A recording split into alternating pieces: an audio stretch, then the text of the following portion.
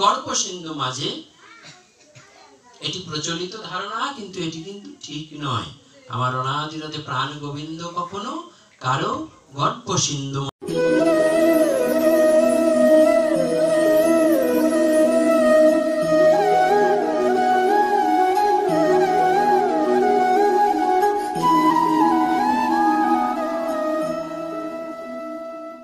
মাঝে আবির্ভূত হতে পারেন না।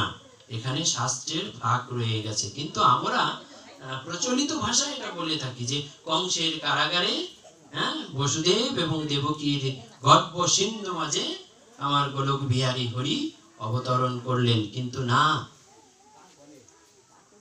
শাস্ত্রের ভিন্ন ব্যাখ্যা রয়ে গেছে। যাই হোক, সেখানে আমরা যাব না। যখন উনি এখানে অবতীর্ণ করলেন, তখন সেখান থেকে বসুদেব চিন্তা করলেন। কি চিন্তা করলেন? যে একে একে আমার 7টি সন্তানকে আমি হারিয়েছি, এই অষ্টম গর্ভের এই সন্তানকেও যদি আমার হারাতে হয়, তাহলে আমার আর কিছু থাকবে না। কারণ এই 7টি সন্তানকে আমি শুধু ভগবানের উপর ছেড়ে দিয়ে রেখেছিলাম। ভগবান যা করে তাই হবে। কিন্তু তাতে কিছু হয়নি। 7টি সন্তান গত হয়েছে। এবার অষ্টম গর্ভে যে সন্তান এলেন, তিনি আগেই ভবিষ্যৎবাণী হয়েছিল। কি ভবিষ্যৎবাণী হয়েছিল? যে যারে রথে করে তুমি নিয়ে বয়ে বেড়াচ্ছ, তার গর্ভের, তোমার ভগ্নীর গর্ভের অষ্টম গর্ভের সন্তানই তোমাকে বধ করিবে। কংসের ভয়। কংস তখনই কি করলেন? বসুদেব এবং দেবকীকে কারাগারে বন্দী করে রাখলেন। কারাগারে বন্দী করে যন্ত্রণা দিতে লাগলেন। একে একে 7ম সন্তান যখন অতিবাহিত হলো, তখন অষ্টম গর্ভে আমার অনাদিরাতে প্রাণ গোবিন্দ গোলক বিহারী হরি তিনি যখন অবতরণ করলেন, যোগমায়া মুপাশ্রিত, যোগমায়ায় সমগ্র পৃথিবী আচ্ছাদিত, সেখানে যখনই অবতীর্ণ হলেন, তখন বসুদেব দেখলেন যে প্রতিদিন কারাগারের দ্বার অবরুদ্ধ থাকে, আজ তো উন্মুক্ত, আজ উন্মুক্ত। তাই তখন তিনি তাকে কি করলেন? তাকে নিয়ে তিনি বৃন্দাবনে রওনা হলেন। কোথায়? নন্দালয়ে। প্রচন্ড ঝড় বৃষ্টি হচ্ছে, তার মাঝে আমার অনাদিরাতে প্রাণ গোবিন্দকে মস্তকে করে নিয়ে গঙ্গার সন্নিকটে এসে দাঁড়ালেন। যখন গঙ্গার সন্নিকটে দাঁড়ালেন, ভাবলেন এই যে প্রবাহিত গঙ্গা, এই প্রবাহিত গঙ্গাকে আমি কি করে পার হয়ে আমি ওপারে যাব? যদি ওপারে না রাখতে পারি, তাহলে তো আমার গোবিন্দ সুরক্ষিত থাকবে না।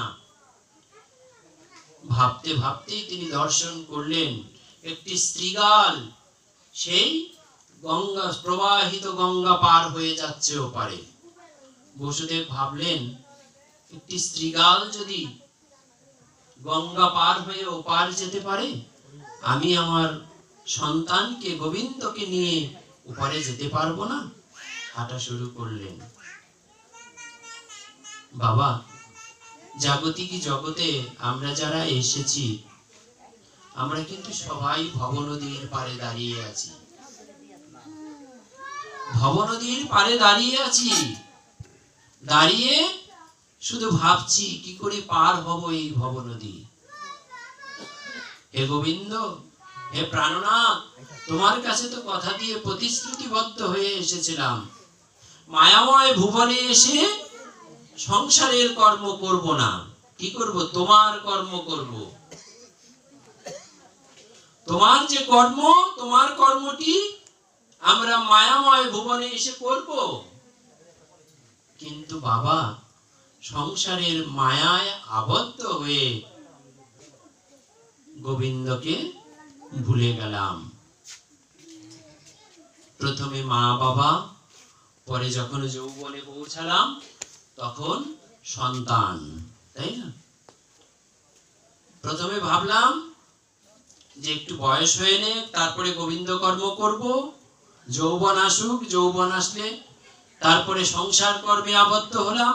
ভাবলাম এখনো তো সংসারের অনেক চাপ, এখনই আর গোবিন্দ কর্ম করার সময় নেই, সংসারে সন্তান সন্ততি আসুক, একটু বড় হোক, তারপরে তখন আমি গোবিন্দ গুরু গোবিন্দের কর্ম করব। এই ভেবে ভেবে চলে গেল সময়।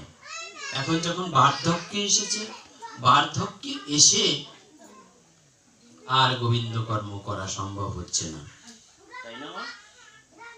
এই যে দামোদর ব্রত চলছে, ভোর 5টার সময় উঠতে হবে, সূর্য উদয়ের আগে। সূর্য উদয়ের আগে উঠে তারপরে নিজেকে শুদ্ধ করে গোবিন্দের জন্য ফুল চয়ন করে তারপরে গোবিন্দকে কি প্রদীপ প্রজ্বলিত করে গোবিন্দকে প্রদক্ষিণ করতে হবে, তাই তো? হ্যাঁ, নগর কীর্তন করতে হবে। করো তো মা তোমরা এগুলো? হ্যাঁ, প্রদীপ দেখাও গোবিন্দকে, আকাশ প্রদীপ দাও না? আচ্ছা, সবাই বাবারা বাবারা সকালে ওঠো 4টায়? সব বাবারই একই দোষ, আমি বাবারও একই দোষ। অপরাধ দিবেন না। জয় রাধে। মাদের তো একটু ভয় আছে, বাবাদের কোনো ভয় নাই। কেন জানো? যাদের ভয় থাকার কথা ছিল না তাদের এলো ভয়, আর যাদের ভয় থাকার কথা তাদের ভয় নাই। কারণ শাস্ত্র প্রমাণ করছে যে স্বামীর অর্ধেক পুণ্য নাকি মায়েরা পাবে, তাই না বাবা? তাইলে স্বামী যদি পুণ্য করে তার অর্ধেক মায়েরা পাবে। তাহলে মায়েরা যদি কষ্ট না করে, ভজন না করে, স্বামী যদি পুণ্যবান হয়, তাহলে তার অর্ধেক মায়েরা পাবে, শাস্ত্রের কথা। হ্যাঁ, আচ্ছা, মায়েরা যদি পুণ্য হয় তার অর্ধেক স্বামীরা পাবে। যুগ তো চেঞ্জ হয়েছে, সব আইন চেঞ্জ হয়েছে। আগে আইন ছিল যে ওই মায়েরা কোনো কিছু পাবে না, এখন তো সব সমান সমান অধিকার। তাহলে এটা চেঞ্জ করা যায় না বাবা? সমান সমান করা যায় না? মায়েরা করে, বাবারা পায়, কিন্তু শাস্ত্র তো সেটা মানে না বাবা। তো যাই হোক, হরে কৃষ্ণ। সবচেয়ে বড় কথা হয়েছে কি বাবা, যে যে কর্ম করবে, যে যতটুকু করবে, তার পুণ্য ততটুকু সেই ভোগ করবে, আর কেউ ভোগ করতে পারবে না। আর আমাদের এই 12টি মাসের ভেতরে এই দামোদর মাস শ্রেষ্ঠতম মাস। এই একটি মাস যদি তোমরা ব্রত পালন করতে পারো, যদি গোবিন্দের সেবা অর্চনা করতে পারো, তাহলে সংসারের বহুবিধ বন্ধন থেকে তোমরা মুক্ত হতে পারবে। বহু বহু বন্ধন মুক্ত হওয়া সম্ভব। মুক্ত হয়ে স্থান হবে কোথায়? আমার অনাদিরাদে প্রাণ গোবিন্দের চরণে, প্রাণ গোবিন্দের চরণে স্থান হবে। কাজেই দামোদর মাসটাকে খুব গুরুত্বপূর্ণ করা হয়েছে। এবং এই দামোদর মাসে যদি কেউ একটি মাস এই বৃন্দাজি তুলসীকে যদি ঘরে রাখতে পারো, ঘরে রাখো, হ্যাঁ, তাহলে দেখবে তোমার সে ঘরে আর কোনো অন্যায় আসবে না, তোমার কোনো ক্ষতি হবে না, কোনো ক্ষতি হবে না। একটি মাস যদি বৃন্দাজিকে ঘরে তোমার থাকার জায়গাতে তুমি অবস্থান করতে পারো, রাখতে পারো, এটা নয়, শুধু তোমার ওই গৃহে আর কোনো অমঙ্গল আসবে না। এবং যারা বাচ্চা কাচ্চা যারা আছে, অনেকেই বলে আমার 1 মাস ছিল, বললো আমার বাচ্চাটা অনেক চঞ্চল, কথা শোনে না। এই একটি মাস যদি প্রতিদিন সকালে সন্ধ্যায় এই তুলসী দেবীর শরণাগত হতে পারো, বাচ্চাটাকে যদি শরণাগত করতে পারো, উঠিয়েই একটু প্রণাম করাতে পারো, বেশি কিছু করতে হবে না, তাহলে দেখবে এই চঞ্চলতা কেটে যাবে। অনেক বাচ্চারা আছে যারা বলে যে আমাদের পড়াশোনা হয় না, পড়াশোনা মনে থাকে না। এই দামোদর মাসে একটি মাস যদি এই তুলসী ব্রত পালন করতে পারো, তুলসীর সেবা অর্চনা করতে পারো, আর কিছু পারো আর না পারো, 2টি ফুল তুলসীর চরণে দিয়ে যদি প্রার্থনা করতে পারো, হে তুলসী, এ জীবনে আমার তো আর কোনো বান্ধব হলো না, সংসারে যারা ছিল সবাই মায়ার মোহে আবদ্ধ হয়েছিল, যখনই মায়া কেটে গেল তখনই সবাই আমায় ছেড়ে দূরে চলে গেল।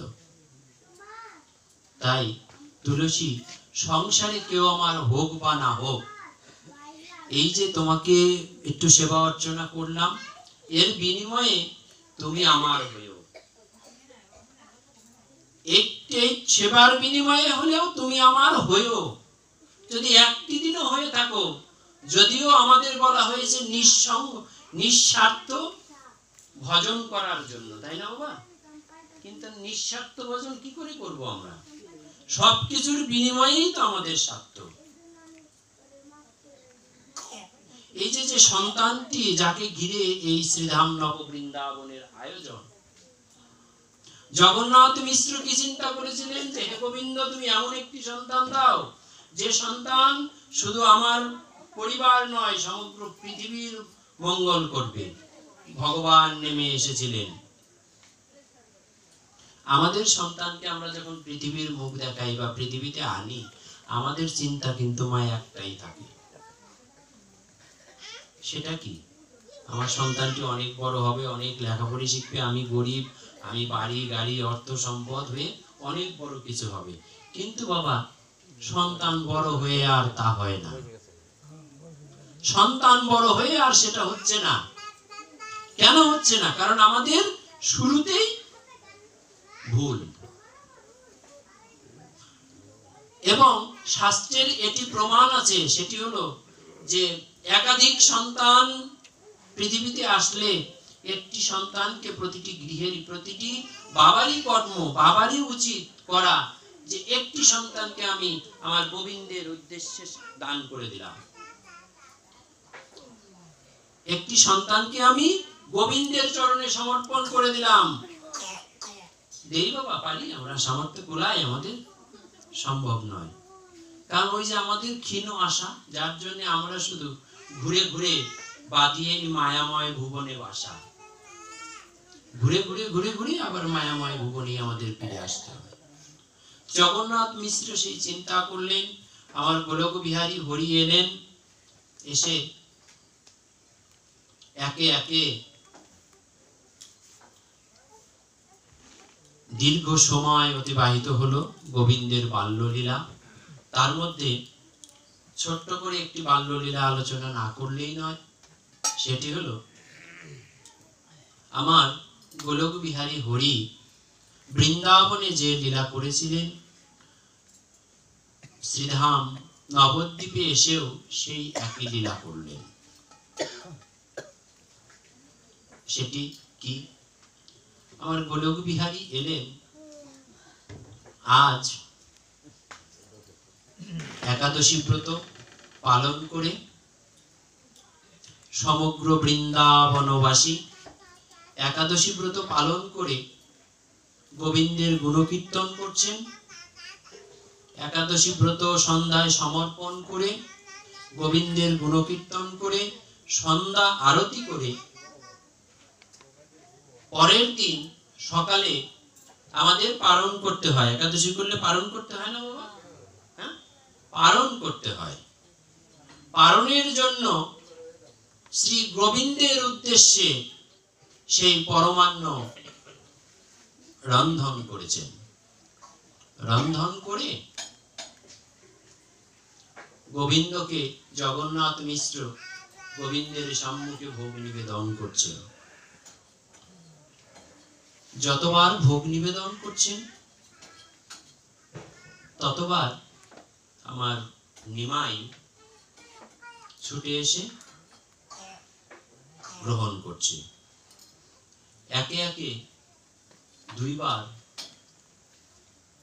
একাধিকবার, দ্বিতীয়বার যখন হয়ে গেল একই ঘটনা, তখন জগন্নাথ মিশ্র রাগান্বিত হলেন। কেন?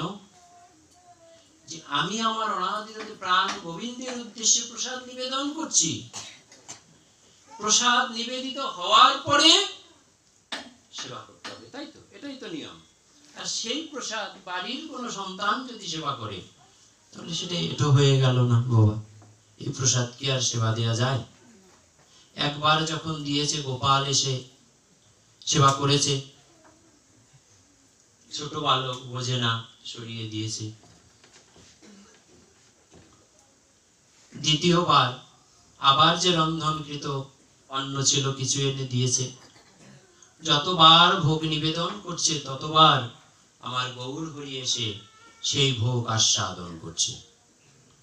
দ্বিতীয়বার যখন হয়ে গেল, তৃতীয়বার যখন নিবেদন করতে গেছে বাবা, যখনই গোবিন্দায় নম বলে নিবেদন করেছে। আমার গৌর সুন্দরকে অন্য ঘরে রেখেছিল, সেখান থেকে গৌর হরি দ্রুত বেগে ছুটে চলে আসছে। যখনই বাবা ছুটে চলে আসছে, তখন জগন্নাথ মিশ্র গৌর সুন্দরকে আমার বক্ষে ধরেছে। বাবা, কি করছো তুমি? এটা আমরা তো গোবিন্দের উদ্দেশ্যে নিবেদন করেছি, তুমি যদি এটা করো তাহলে গোবিন্দে আমাদেরকে অপরাধী ভাববে। কি করছো তুমি এটা?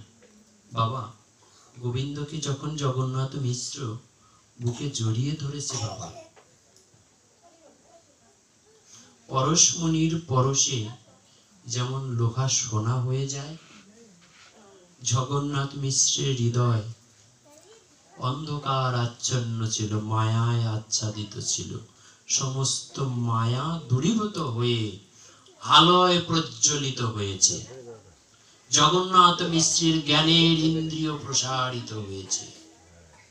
যখনই জগন্নাথ মিশ্রের জ্ঞান ইন্দ্রিয় প্রসারিত হয়েছে বাবা, জগন্নাথ মিশ্র গৌর সুন্দরের দিকে তাকিয়েছে। যখনই জগন্নাথ মিশ্র গৌর সুন্দরের দিকে তাকিয়েছে, এই চর্মচক্ষু দিয়ে নয় বাবা, জ্ঞানের চোখ দিয়ে। যখনই জ্ঞানের চোখ দিয়ে তাকিয়েছে, তখনই দেখে যে সেই গোলক বিহারী হরি শ্যাম নট বড় শ্যাম সুন্দর দাঁড়িয়ে আছে। জগন্নাথ মিশ্র যখন এই রূপ দর্শন করলেন বাবা, তৎক্ষণাৎ জগন্নাথ মিশ্র বিস্মৃত হয়ে ধুলায় লুটিয়ে পড়লেন। জয় জয় শ্রী গুরু ব্রহ্মানন্দ।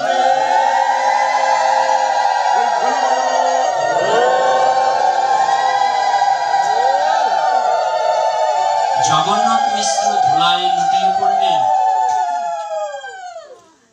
যখন ধুলায় লুটিয়ে পড়লেন, তখন আমার গৌর হরি শরণ নিলেন যোগমায়ার।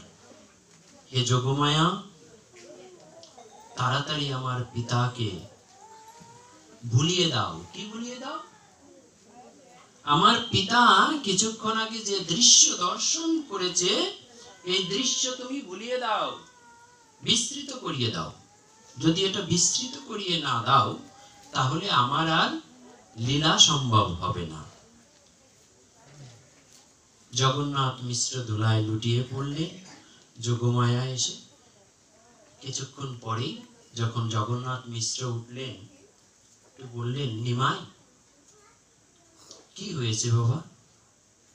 বিস্তৃত হয়ে গেছে। যে দৃশ্য দেখেছিলেন সে দৃশ্য ভুলে গিয়েছেন। কেন ভুলে গেলেন বাবা? জাগতিক জগতে আমরা যারা হৃদয় জগতে গুরু গোবিন্দকে আশ্রয় করেছিলাম, আমরা যারা দীক্ষা শিক্ষা নিয়েছি, যারা গোবিন্দকে হৃদয় অঙ্গনে একবার স্থান দিয়েছিলাম, আমরা কি গোবিন্দকে ধরে রাখতে পেরেছি? হৃদয় অঙ্গনে, হৃদয় মন্দির মাঝে গোবিন্দকে কি ধরে রাখতে পেরেছি? আপনারা পেরেছেন, কারণ আপনারা পরম বৈষ্ণব, আপনারা পরম ধর্মপরায়ণ, আপনারা আপনাদের হৃদয়ে গোবিন্দকে ধরে রাখতে পেরেছেন। কিন্তু আমি তো অধম কীটাণু কীট, আমার পক্ষে গোবিন্দকে ধরে রাখা সম্ভব হলো না। তাই তো আমি মায়ার মোহে আবদ্ধ হয়ে আছি, মায়ায় আবদ্ধ হয়ে রয়েছি। এবার